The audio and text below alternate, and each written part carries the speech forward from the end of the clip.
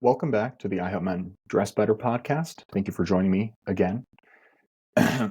Today, I'd like to speak a little bit more on a topic that I spoke about last week, which is, handling criticism, as well as, you know, managing criticism, especially when it comes to something you're wearing or, the way you dress, style in general.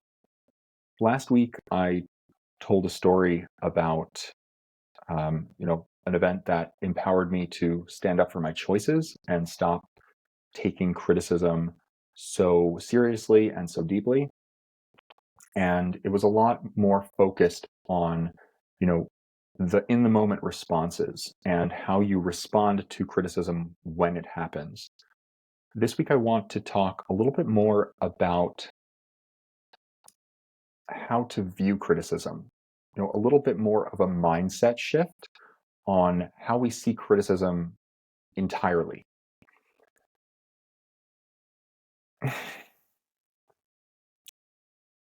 I I think when, you know, a lot of guys,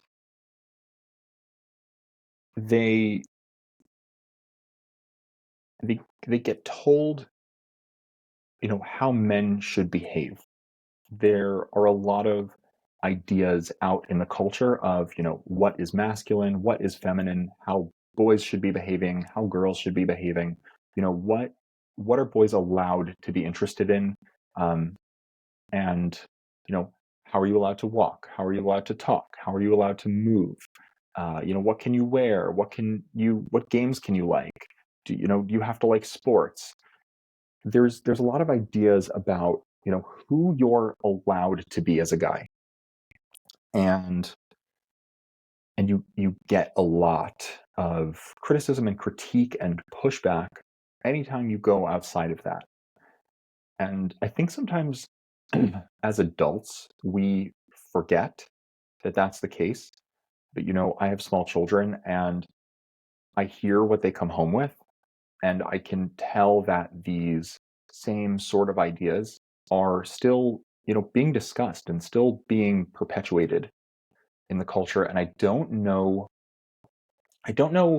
that that's ever going to fully change, right? I think that, as a society, we have definitely shifted our views on this topic, and not always in a good way. There are I think a lot of ways in which the old way got something right, and a lot of ways in which the new way has something right. A lot of ways in which the old way has something kind of broken in it, and the same thing with our new approach. And so I wanted to focus in on one of the outcomes of this male experience. And I'm sure women have their version of this experience, but that is not who I'm talking to. And that's not an experience that I've lived. So I'm just going to speak to the male experience of this, you know, very small box that we're told we're allowed to exist in, and how that affects the way that we interact with style, and also, some other areas that are adjacent to style. I think as guys, we we get a lot of criticism on our appearance. Maybe not as much on our appearance. I think that there's some there's some degree to which human beings care about their appearance, right? We care about how people perceive us and experience us. And the confusing thing for men is that they're told that they're not allowed to feel that way. And they're definitely not allowed to express that. And on the flip side of that, they're also not allowed to pursue improving that. And that has changed a lot in the last few decades. At least it seems like it has online. But, speaking to people in real life just looking around and seeing the way people behave,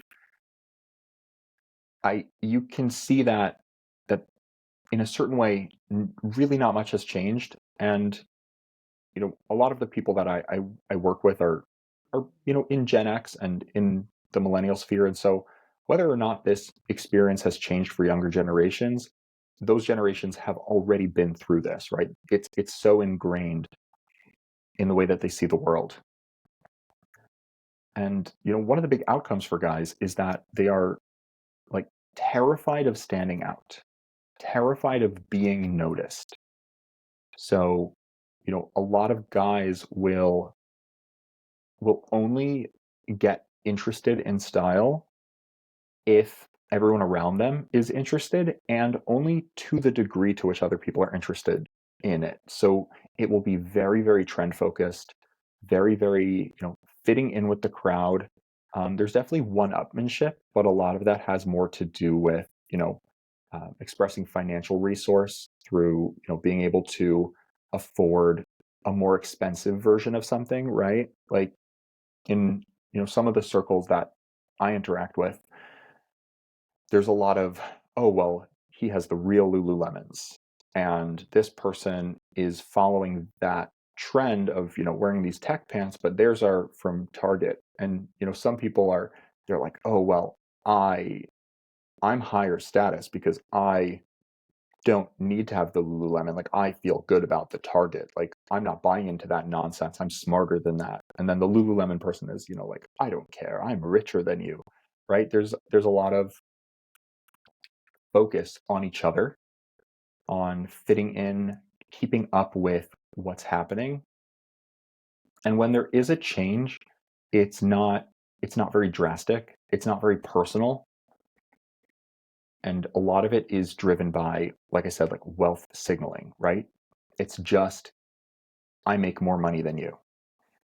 And not, I have this hobby, I have this interest, this skill, these expertise, I have this to say. It's not saying anything more interesting.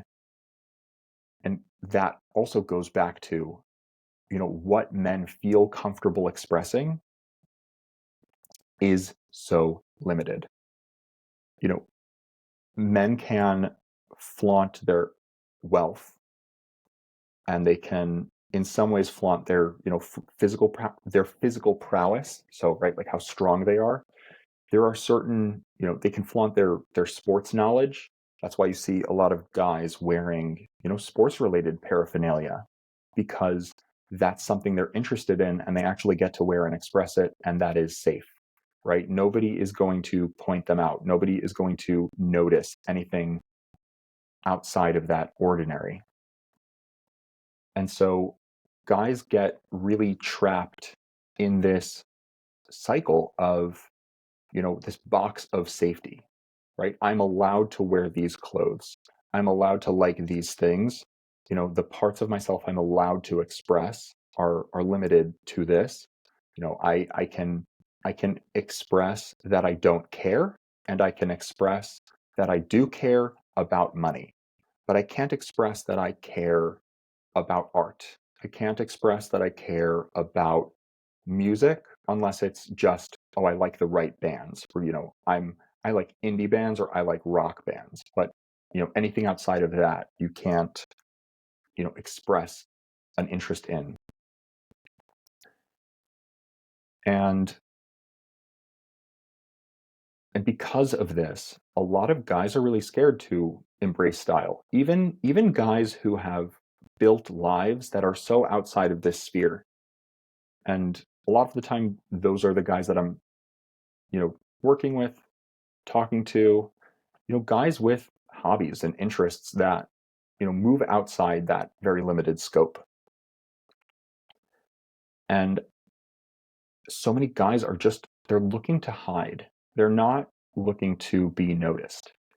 And, you know, I was watching a YouTube video a few weeks ago, and the creator who was making the video, he mentioned the story to illustrate the point of guys really wanting to fade into the background and disappear, and that being, one of their goals with how they dress. He said that he had a friend who really didn't dress particularly well, and he really did fade into the background. And one day he wore, this jacket that this guy noticed, and he liked it. Like he actually liked something this person wore. And then he noticed that they never really wore it again. And a few months later, he asked this guy, like, what happened to that jacket? Like, I really like that jacket. You wore it once, I never saw it again. And this guy told him that somebody had paid him a compliment. Someone had complimented him on the jacket, and it had made him so uncomfortable that he never wore it again.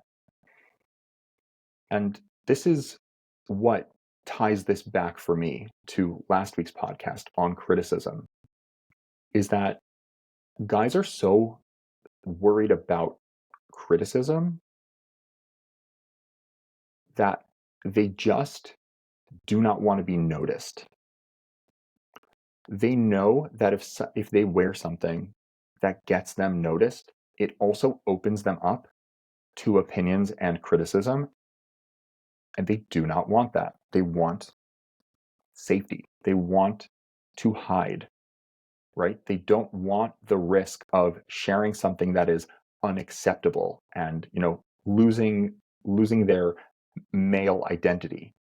They're everything is so wrapped up in this bundle that, if something were to chip at it, there would, they'd have to question everything. Everything is so wrapped up in this like man identity and what they've been told that includes, most of which is complete nonsense. And so, hopefully if you're somebody watching this is either something that you have tackled or that you are trying to get to the other side of. When there are so many men who differentiate themselves in so many other ways, who do bring really out of the box and interesting, interests out and share them with the world and really make a big change. And they're still worried about the criticism of style. If you want to have great style, that is a price you're going to have to pay. I wish it wasn't the case, but you're going to have to get comfortable with being noticed.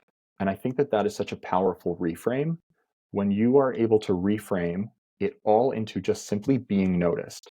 Then the criticism and the compliments can sort of fall in the same bucket.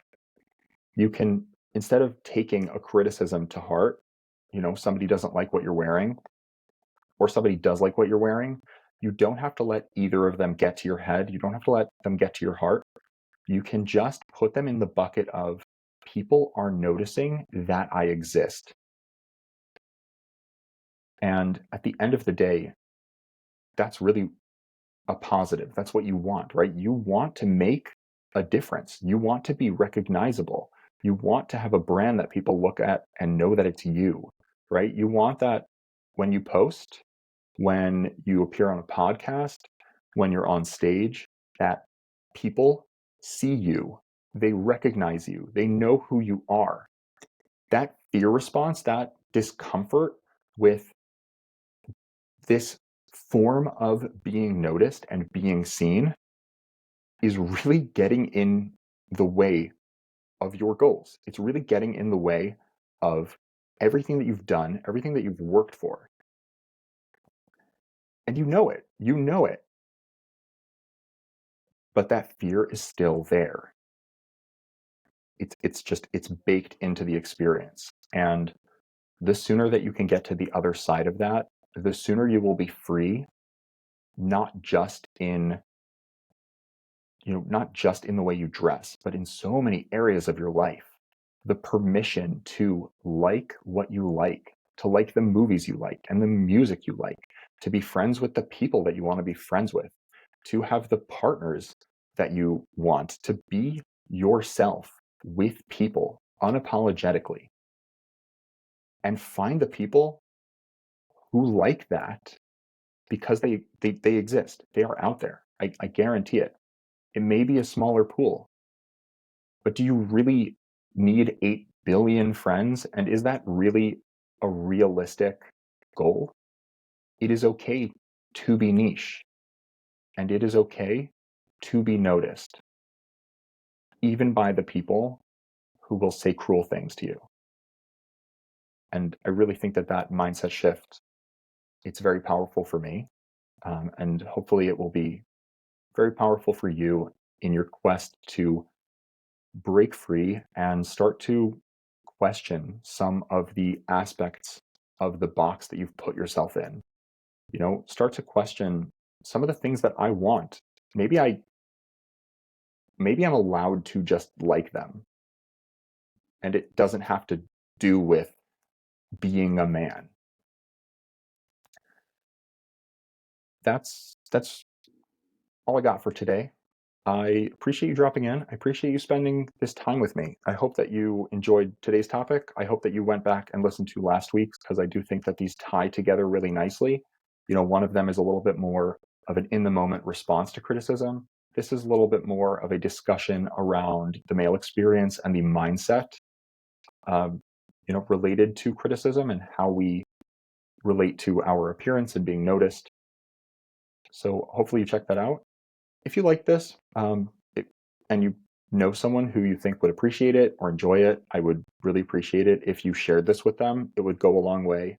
And of course, I would love to hear your thoughts in the comments. So, whatever platform you're on, if you could give this a like, subscribe, and leave a comment, it would really go a long way to helping. Thank you so much for coming to spend this time with me. Thank you so much for choosing this. And God willing, I will see you next week. Take care.